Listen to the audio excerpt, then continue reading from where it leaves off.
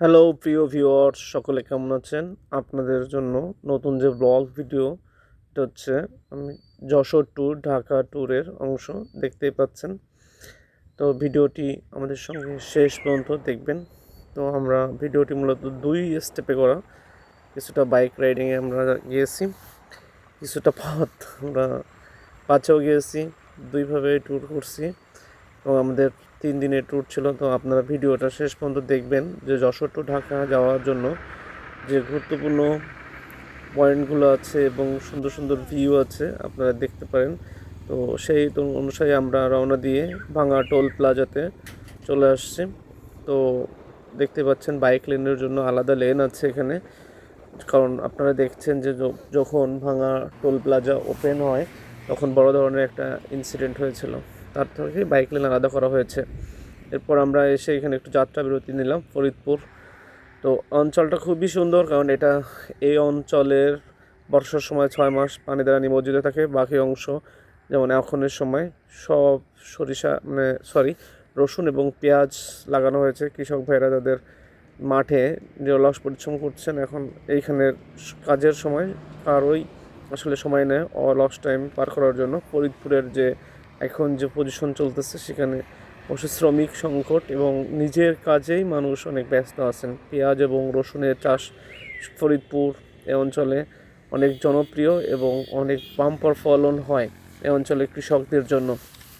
তো আমরা এখানে খানিকটা যাত্রা বিরতি, চা কফি খেয়ে হালকা নাস্তা করে আমরা আবার রওনা শুরু করছি।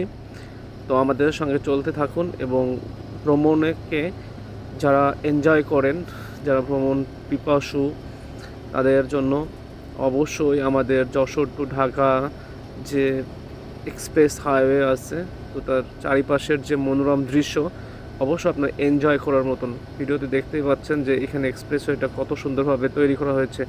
অনেক স্বপ্ন এবং দেশের অনেক রেভিনিউ ব্যয় করে আসলে এই এক্সপ্রেসওয়েটা তৈরি করা হয়েছে। ইভেন পদ্মা সেতুর সাথে যেটা কানেক্ট করা হয়েছে, এটা আসলে আমাদের এই দক্ষিণাঞ্চলের জন্য এটা অভূতপূর্ব মাইল ফলক উন্নয়ন বলতে পারেন। কারণ এখানে আমাদের জন্য, তো আমরা যখন 16-17 ঘটনা বলতেছি, তখন আমরা সবে অনার্স মাস্টার্স কমপ্লিট করে ঢাকায় যখন এক্সাম দিতে যাইতাম যশোর থেকে, আমাদের যাইতে 12 ঘন্টা লাগতো, আসতে 12-13 ঘন্টা লাগতো, ইভেন অনেক সময় 15-16 ঘন্টাও লাগছে ফেরি পারে জ্যামের জন্য। তো সেই দুর্ভোগটা নাই বললেই চলে। এখন চাকরি জীবনে এসে আমরা দেখছি যে এখনের ছেলেমেয়েরা যশোর বা নড়াইল বা এই অঞ্চল থেকে পরীক্ষা দিনের দিনে দিয়ে চলে আসতে পারে।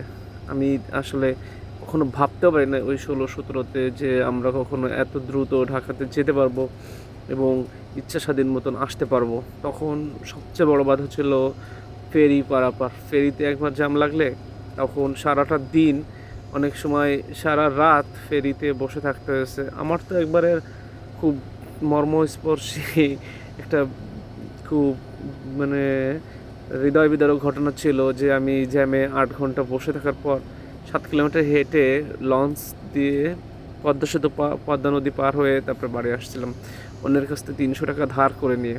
কারণ যখন গাড়ি ছেড়ে দিতে হয় স্টুডেন্ট লাইফে, তখন আবার আবার এক্সট্রা অত 200-500-700 টাকা রাখা অনেক সে সময় আমার জন্য অনেক চ্যালেঞ্জিং ছিল। তো সেটা এখন নাই বললেই চলে। আমি পদ্মা সেতু হওয়ার পর থেকে আসলে এখন আমাদের দক্ষিণাঞ্চলের সঙ্গে ঢাকার যে যোগাযোগ ব্যবস্থা, সেটা আসলে উন্নত হয়েছে। দেখতেই পাচ্ছেন প্রতিটা সড়ক এবং আপনার 4 লেন এক্সপ্রেসওয়ে, এবং আপনার এখানে রাইডিং অনেক সেফটি, কারণ আপনার পাশের যে সেফটি ব্লকগুলো দেওয়া হয়েছে, সুন্দর ফুলের বাগান আছে। আপনি যদি দেখে শুনে একটু বাইক রাইডিং করেন বা যে কোনো যানবাহনের মাধ্যমে যেতে যেতে চান ঢাকাতে, আপনি সেফলি যেতে পারবেন। আর আসলে আমাদের তো 100% জীবনের কন্ট্রোল আমাদের হাতে থাকে না। 95% আমাদের হাতে থাকে, 5% নিয়তি। উপরওয়ালা যেটা ভালো মনে রাখছে বা যে নিয়তি রাখছে, সেটা আপনাকে মেনে নিতেই হবে টুডে অ্যান্ড টুমরো, এবং সিচুয়েশান আপনাকে সেখানে নিয়ে যাবে। তো তারপরেও আসলে এখানের যে সড়ক বিভাগ যে তাদের দক্ষতা দেখিয়েছে রোড সাইডে, সেটা আসলেই মানে প্রশংসনীয়। আমি এটা আমার দ্বিতীয়বারের ট্যুর, যেটা আমি বাস এবং বাইক দুটো বোথ সাইডেই যশোর থেকে ঢাকার জন্য আমি রওনা করেছি। গিয়েছি, প্রত্যেকটা পয়েন্টে দাঁড়িয়েছি, এখানে দেখতেই পাচ্ছেন। তবে এইখানে যারা বাইকে আসেন তাদের জন্য বি কেয়ারফুল, এখানে কিন্তু অবশ্যই ওভার স্পিডের মামলা আছে। এখন ওভার স্পিড মামলা জানেন আপনারা 2560 টাকা নেয়। সুতরাং খুব কেয়ারফুলি কখনোই 80 স্পিডের উপরে ওঠাবেন না এবং সেফ রাইডিং করবেন, কারণ ওভার স্পিড মামলা কিন্তু এখানে হাইট ক্যামেরা দেওয়া থাকে, যেটা পুলিশ মাঝে মাঝেই টোল দেয় এবং এইটা ম্যাক্সিমাম টাইমে পদ্মার আগে অংশটা এখানে আপনার বেশি ক্যামেরা ইউজ করা হয়, যেখানে আপনি মার্কিংয়ে পড়লে অবশ্যই আপনাকে জরিমানা দিতে হবে এবং অবশ্যই আপনাকে যাত্রা বিরতিতে অবশ্যই যাত্রা পথে বিরতি দিতে হবে এবং সেফটির সাথে চলাফেরা করতে হবে।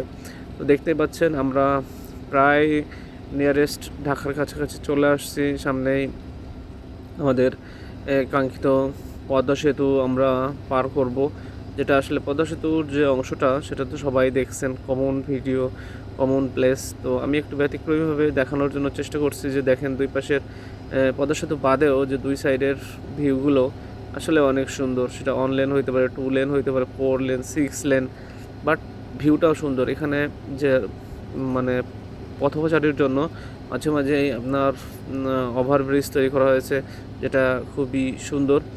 এবং যারা বাইক ট্যুরে মানে বাস ট্যুরে যেতে চান তারা অবশ্যই মানে চেষ্টা করবেন যে ভালো গুণগত মান দেখে যে বাসগুলো আপনাদের জন্য সেফটি দেয়, যাত্রীদের নিরাপত্তার কথা ভাবে।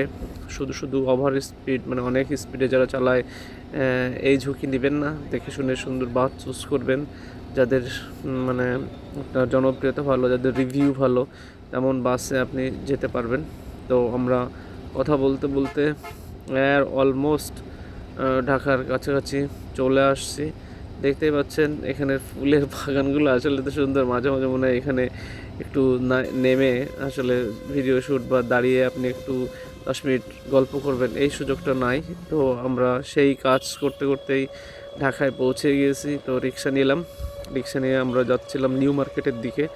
তো ঢাকা ইউনিভার্সিটির পাশ দিয়ে, সেন্ট্রাল সুইমিংয়ের পাশ দিয়ে, ঢাকা মেডিকেলের পাশ দিয়ে আমরা রিক্সা যোগে অনেকটা সময় রিক্সায় চলছি। আমাদের রিক্সা মামাও অনেক সুন্দর ধীরে সুস্থে চালায়। তো আমরা চেষ্টা করলাম যে আজকে আমরা স্ট্রিট ফুডের মতনই খাওয়া দাওয়া করবো। তো সেই চিন্তাভাবনা থেকেই হালকা নাস্তা হিসাবে একটা স্ট্রিট ফুড আমরা সিলেক্ট করছি। তো দেখতেই পাচ্ছেন আমরা এখানে এখন খাওয়া দাওয়া করে হালকা নাস্তা। তো আমরা আমাদের বাকি যে কাজগুলো আছে, আমরা একটু নিউ মার্কেট যাব, আমাদের কিছু কেনাকাটা আছে, একটু ঘোরা আছে, তারপর আমরা ঢাকা মেডিকেল যাব। ঘুরে আমার ভিডিওর সঙ্গে থাকবেন। তো দেখতে পাচ্ছেন আমরা নিউ মার্কেটে আসছি, আমাদের কিছু কেনাকাটা ছিল। এটা মেলামাইনের বিভিন্ন প্রোডাক্ট আছে, খুব ভালো লাগছে। দোকানদার ভাইয়ের সাথে কথা বলে তার আন্তরিকতা আমি খুবই মুগ্ধ, তার ব্যবহার বেশ সুন্দর। সে আমাদের যশোর থেকে আসছে শুনে সে খুব ভালো রেসপন্স করছে এবং আমাদের যশোর জেলার যে গুণগত ভাষা ঐতিহ্য এটা সে দেখলাম অনেকটাই ভালো জানে। তো যে কাজ সেইভাবে আমরা নিউ মার্কেটের এখানে আমাদের এটিএম বুথ আছে রূপালী ব্যাংকের, তো সেখানে আমরা বুথটা খুঁজছি, মেবি ওই পাশের গেটে আছে। তো তার জন্য আমরা যেতে যেতে যতটুকু আমরা ঘুরছি তো আপনাদের ক্যামেরার মাধ্যমে সেটা দেখানোর চেষ্টা করছি। আর নিউ মার্কেটে যারা আসেন, ঢাকায় থাকেন বা ঢাকায় নতুন আসেন, তারা অবশ্যই নিউ মার্কেটে কেনাকাটা করবেন। নিউ মার্কেট খুব মজার জায়গা। তো দেখতে দেখতে আমরা আবার ব্যাক করছি ঢাকা থেকে। তো ঢাকা থেকে ব্যাক করার সময় আপনাদের জন্য আবার শেষ রিভিউ। হ্যালো বন্ধুরা, আর ভিডিওটা যারা শেষ পর্যন্ত দেখছেন তারা অবশ্যই লাইক, কমেন্ট, সাবস্ক্রাইব করে বেল বাটন